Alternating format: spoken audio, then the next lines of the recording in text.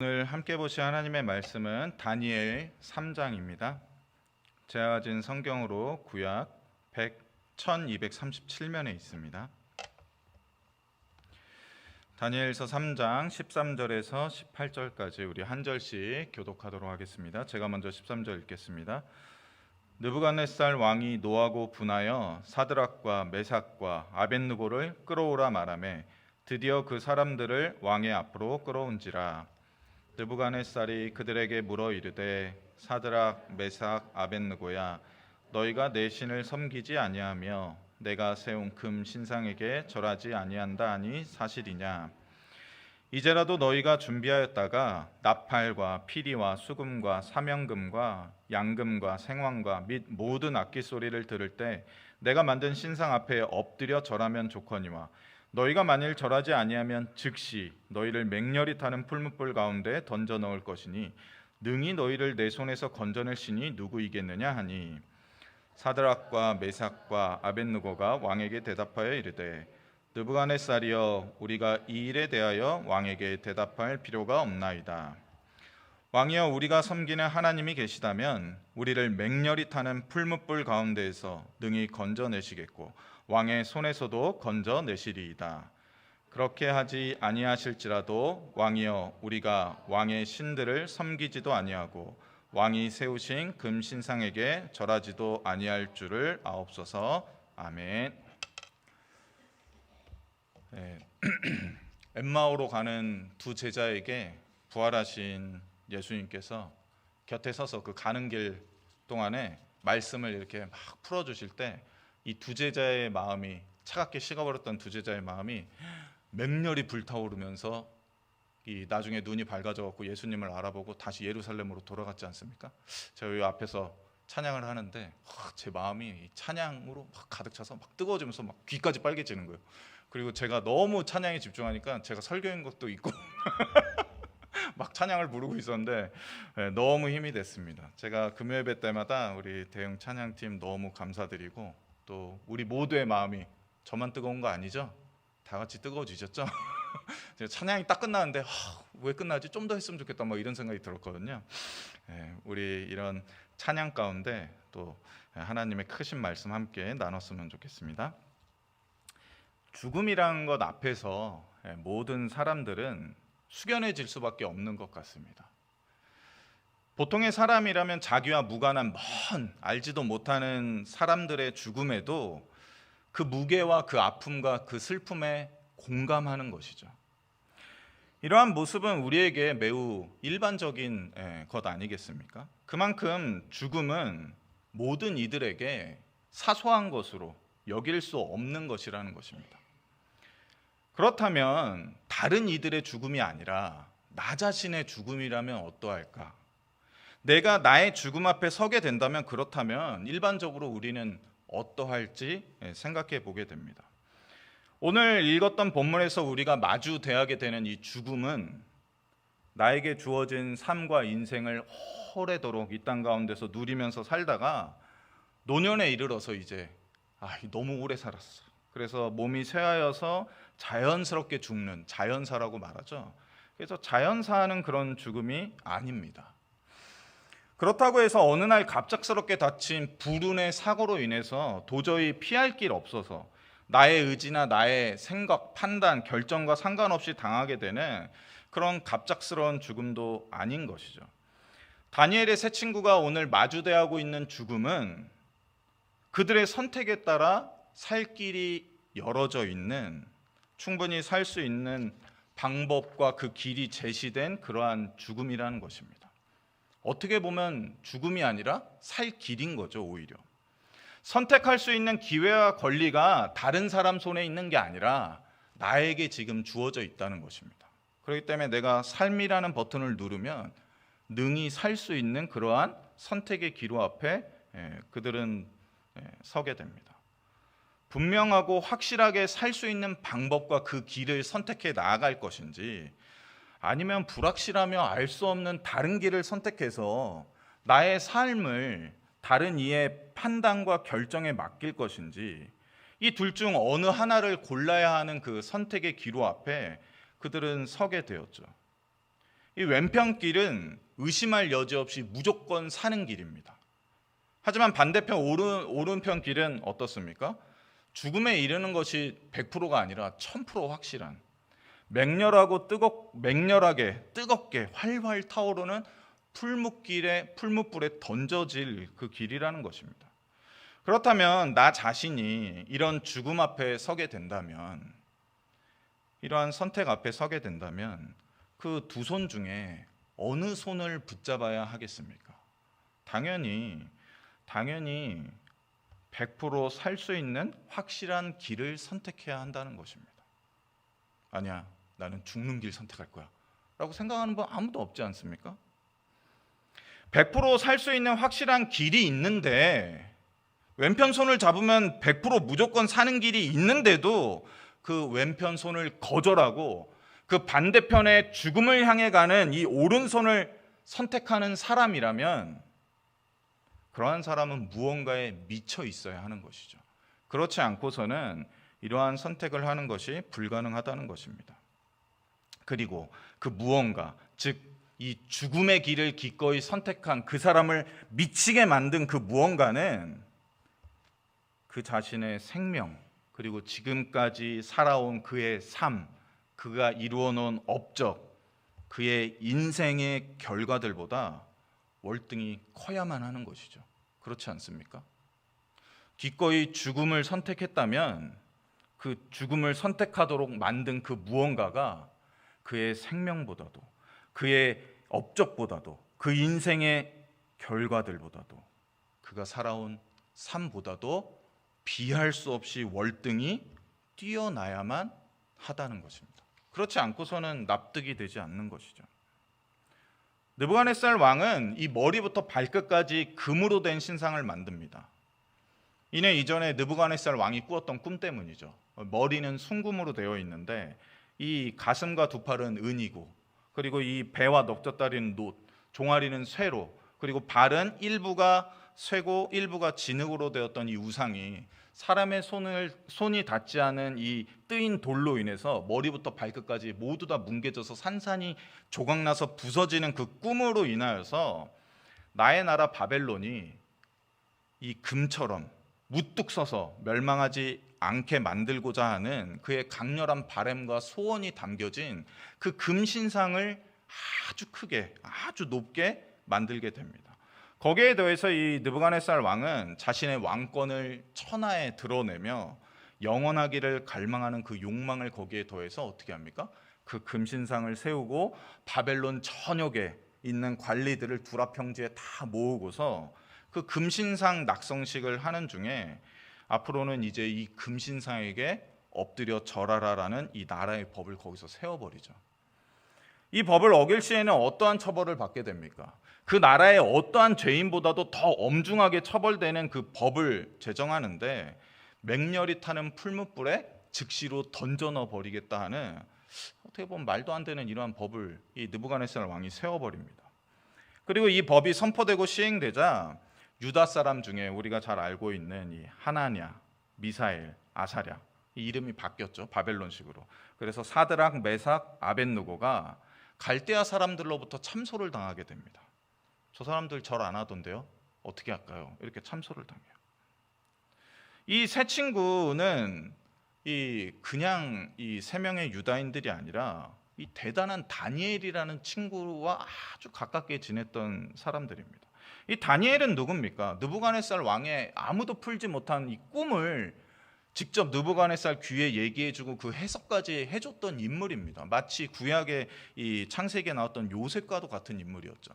그래서 이 느부갓네살 왕이 이 다니엘을 아주 높여서 모든 지혜자의 어른으로 삼았을 뿐 아니라 바벨론 온 지방을 다스리도록 그를 임명합니다. 그리고 그 자리에 오르자 다니엘이 추천한 이 세 명의 친구가 바로 오늘 고발당한 사드락, 메삭, 아벳느고였습니다. 이 사드락, 메삭, 아벳느고는 열심히 이 바벨론 지방 관리로서 일을 하고 있었죠.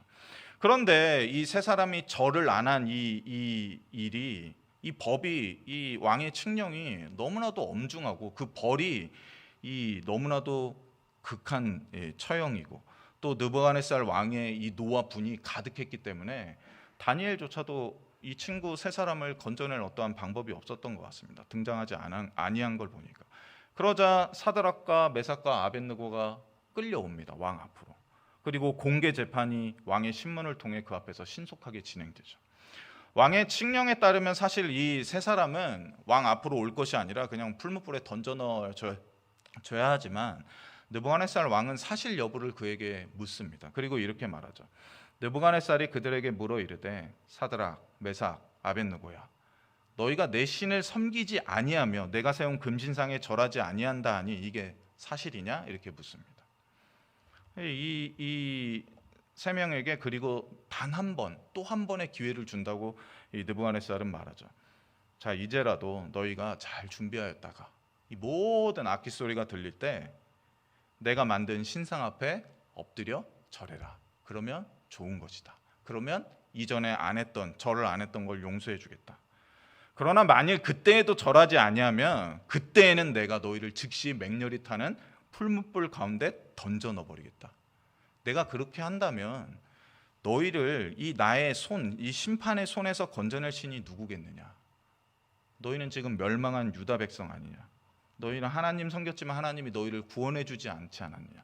너희의 이름이 이전에 히브리식 이름이었지만 지금은 바벨론식 이름으로 바뀌었지 않느냐? 이렇게 말하고 있습니다. 근데 놀랍게도 이 세 사람은 그 느부갓네살 왕에게 이렇게 말하죠. 어떤 신이 우리를 구해 줄 것인지를 왕과 우리가 논쟁할 필요가 없습니다. 그들은 이렇게 말합니다. 사드락, 메삭, 아벳느고가 왕에게 대답하여 이르되 느부갓네살이여, 우리가 이 일에 대하여 왕에게 대답할 필요가 없습니다. 이건 논쟁거리가 되지 않습니다. 그리고 나서 우리가 너무나 잘 알고 있는 이 세 친구들의 대담한 신앙 고백이 여기에 등장하는 것이죠. 3장 17절 18절을 한 번 더 읽어드리겠습니다. 왕이여, 우리가 섬기는 하나님이 계시다면 우리를 맹렬히 타는 풀무불 가운데에서 능히 건져내시겠고 왕의 손에서도 능히 그러하실 것입니다. 그리고 나서 이렇게 말합니다. 그렇게 하지 않는다 하더라도 왕이여, 우리가 왕의 신들을 섬기는 일은 결코 없을 것입니다. 왕이 세우신 금신상에게 엎드려 절하는 행위조차도 우리는 하지 아니할 줄을 아옵소서. 잡아가려면 지금 잡아가세요. 이렇게 얘기하고 있는 것입니다. 이들의 이 담대하고 용기 넘치는 이런 고백은 사실 이 모든 일의 결과가 아직 밝혀지지 않았다 하더라도, 우리가 이 다니엘서를 잘 모르고 처음 읽는다 하더라도 여기에 이르면 이 세 명의 이 담대하고 용기 넘치는 이 고백은 하나님을 믿는 자들로 하여금 놀라운 신앙을 갖도록 하는 엄청난 힘이 있습니다. 마치 영웅이라는 그 영화 최근에 한국에서 개봉했는데 저는 뮤지컬로도 봤거든요. 거기 안중근 의사가 나오잖아요. 그 재판에 탁 서갖고 자기가 이토 히로부미를 죽인 이유에 대해서 담대하게 얘기하면서 나는 살인자로 여기 쓴 게 아니라 전쟁 포로로 여기 쓴 거다 하면서 일본의 만행을 알리며 나의 이 행위는 합당한 것이었다라고 외치는 그 모습은 이후에 안중근 의사가 사형 명령을 받을지 아니면 석방될지를 알지 못하는 상태에서도 그러한 담대한 용기 있는 고백을 듣게 된다면 그것은 한국인들에게 또 믿는 자들에게 크나큰 용기와 힘을 준다는 것입니다. 이 세 친구의 이 고백은 그때 당시에 가장 크고 두렵고 막강한 권력을 지닌 이 바벨론 느부갓네살 왕의 이 회유 앞에서 덜덜 떨면서 신앙 지키다가 이 꼴 났네. 어떻게 하지? 이제 죽는 거 아니야? 그러면서 쭈뼛거리면서 마치 사자 앞에 놓인 먹잇감처럼 공포에 휩싸여서 야, 네가 말하라고 하면서 했던 그러한 대답이 아니었던 것입니다.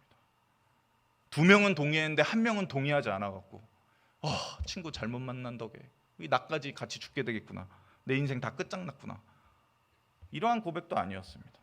또는 지금까지 내가 바벨론 관리로서 잘 살아왔는데 부도 누리고 재산도 축적하고 비록 포로였지만 다른 유다인들과 다르게 나는 고위 관리직이 돼서 그래도 나는 버젓이 잘 살고 있었는데 이제 직장에서 다 잘릴 뿐만 아니라 우리 집안 다 망했구나 하면서 어차피 끝장날 거다, 사표 던질 거, 내가 그동안 쌓아왔던 모든 거 그냥 다 해코지한다, 다 말해버리고 나간다, 그럼 사표 던지는 그 직장인처럼 그렇게 그런 말들을 쏟아내는 것도 아닙니다.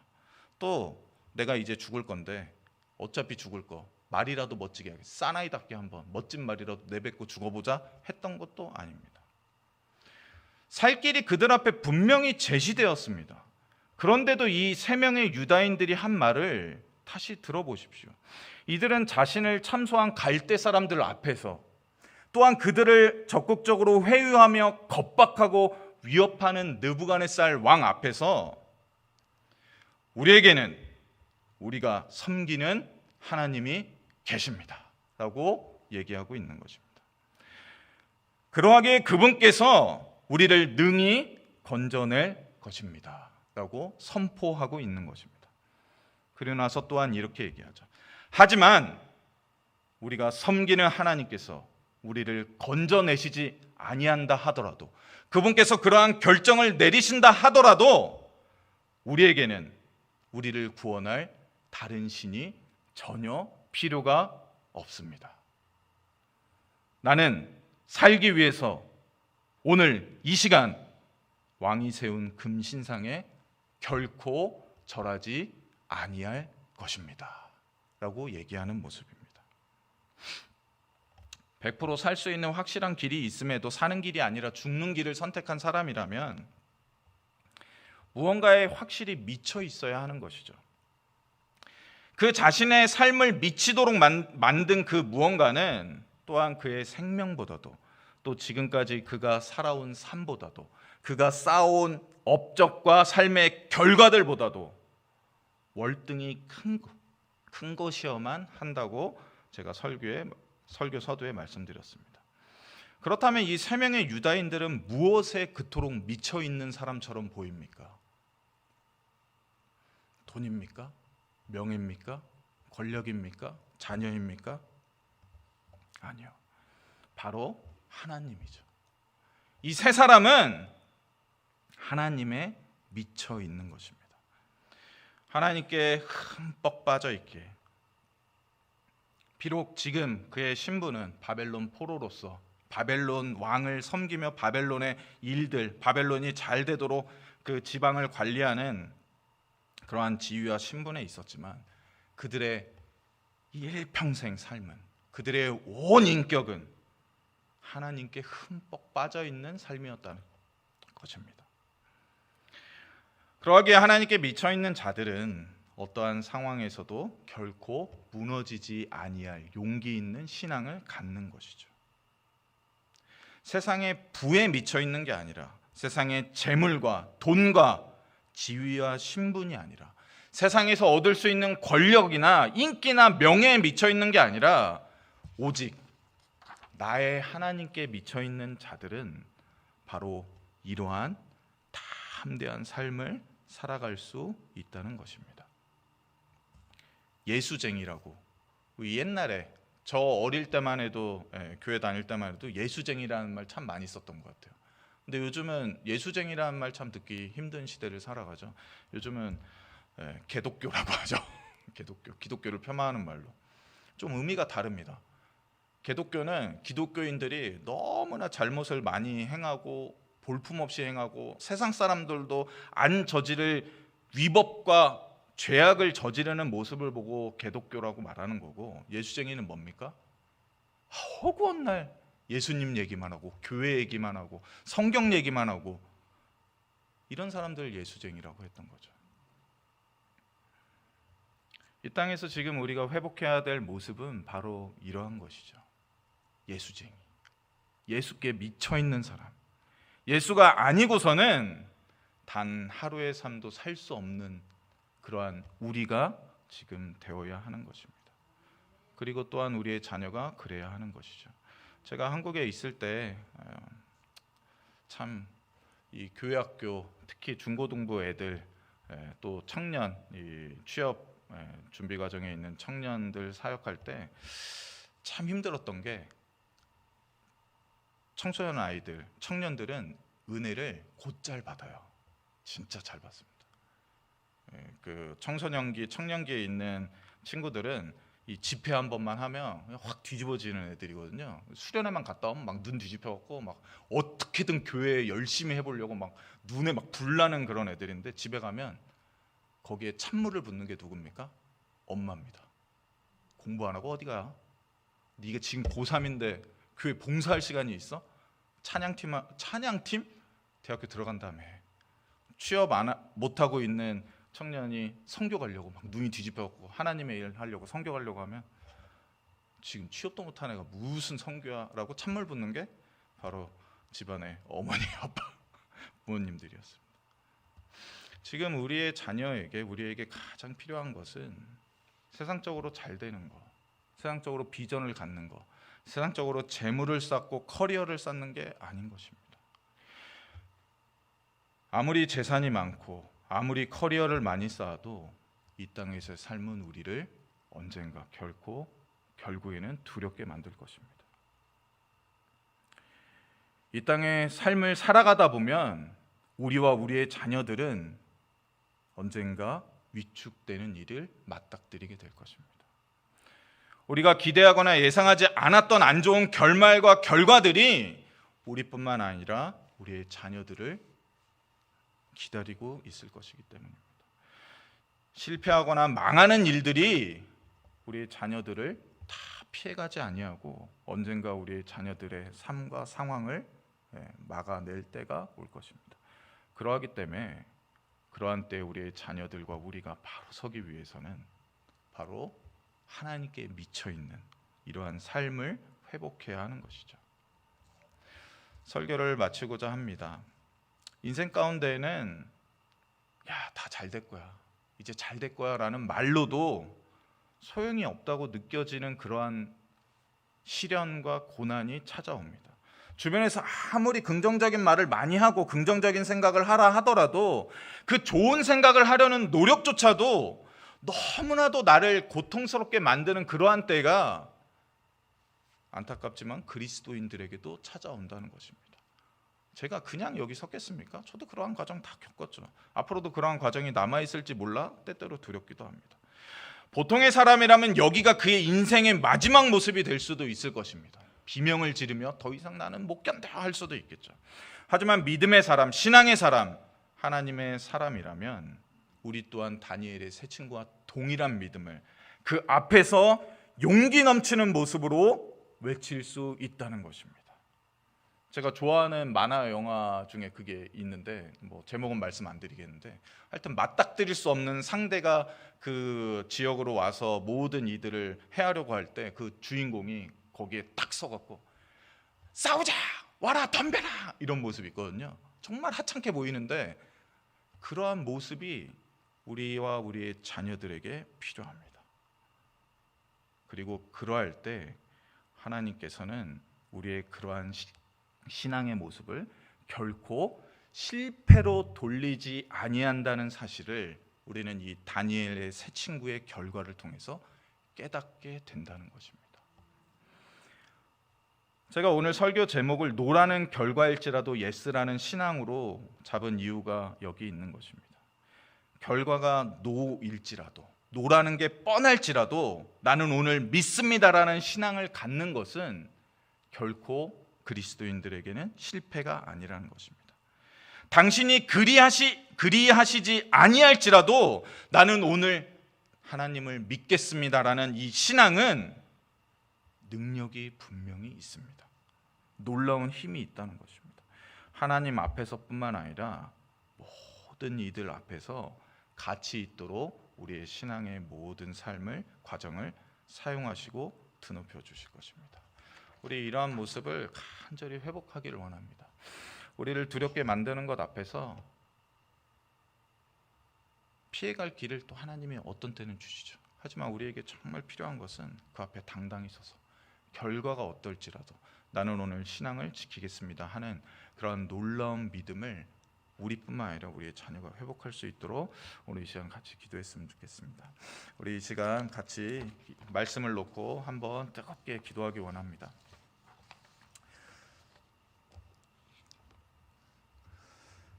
하나님은 우리에게 믿음을 주셨습니다.